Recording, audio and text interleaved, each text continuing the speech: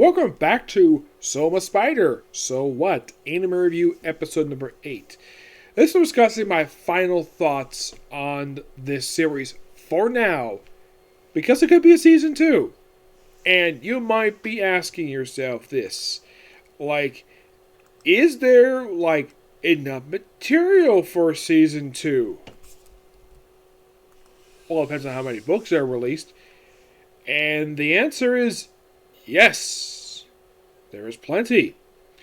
Because the show itself only covered the first 5 books. Yes, seriously. They only covered the first 5 books. Yeah. Yeah, only the first 5 books.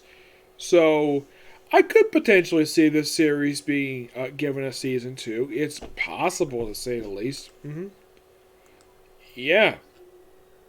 I mean, well, technically this was the last known thing that they worked on.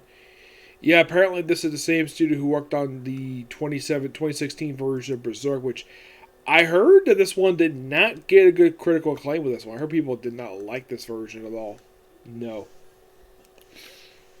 Of course, by the time they released this one, this was the first time released in 2 years.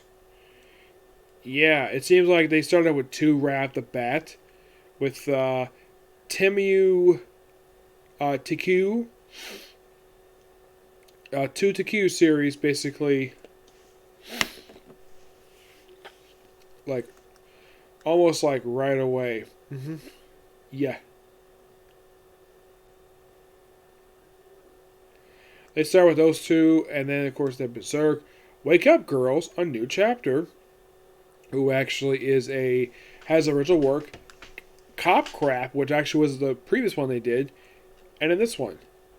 But I'm looking up. Apparently, they haven't done anything since this series wrapped up.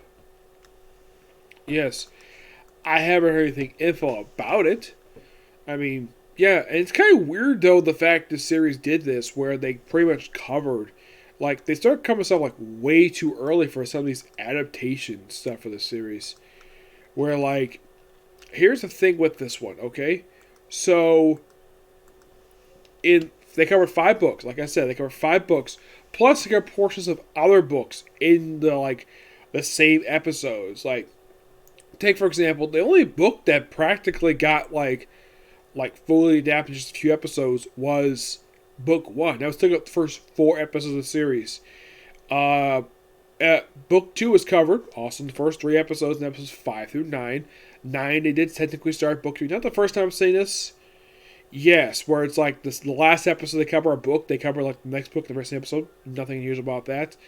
Though apparently they also covered a portion of book 11 with episode 9. I thought that was kind of weird. Yes.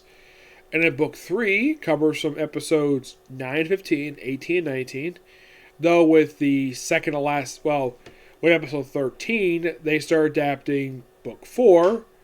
And then they took 2 episodes off to continue book 4. And then they finally finished episode 19. Which is also the very same episode they finished book 4. Book 5, they started up with episode 14. And then they took a break for a few episodes. Finished up with episode 18. And then finally concluded it with episode 24. Though book 6, they did kind of partially adapt for episode number 18. And it's kind of weird, though, the fact that... here's something I find interesting, though. Is there, actual volumes of this series here, released here in this country? The answer is yes. As a matter of fact, the first 13 books are all here. Really? Yep. They are. Excuse me. Next book is released in June. The last book was released in Japan back in January. So technically the light novel series is over, but they still gonna release basically stuff here. And in the case of the manga, yes, it's a manga adaptation. I'm looking at the line. Apparently almost all the volumes released in Japan are released here, except for the most recent one, which is basically volume 11. Yep. And the one place you can find this is Crunchyroll. Though there's also a thing called ManLink. That's mainly just a stuff outside that's near Japan, but not exactly in Japan itself. But Crunchyroll is the best place you can find this. Yep. And the thing with this series is that Brady Knickerbocker loves this series. It's, from what I can tell, one of her personal favorites she's ever done, and something she's most proud of. I did ask her about where, like, she did an episode where she completely solo, where, like, by herself, no other characters to talk to, where, like, the whole episode just her doing all the voice acting. She found it to be quite difficult. That's what she mentioned on her Twitch channel. I asked her about it. She was actually very happy the fact I got into this series, and I figured, oh, why not? It was something I was interested in, and I thoroughly enjoy this. Now, unlike in the case of That Time Requires a Slime, I probably like novels for it, starting book 7, by the way. This one, I have no media plans to buy it. I will continue reading digitally, yes. Okay, since I wrap this series up, you're probably thinking, what series am I going to do next? Well, it's not going to be media per se. No. By the way, next video I'm going to do tonight is going to be review of newest episode of Attack on Titan. I'll try to get that done tonight.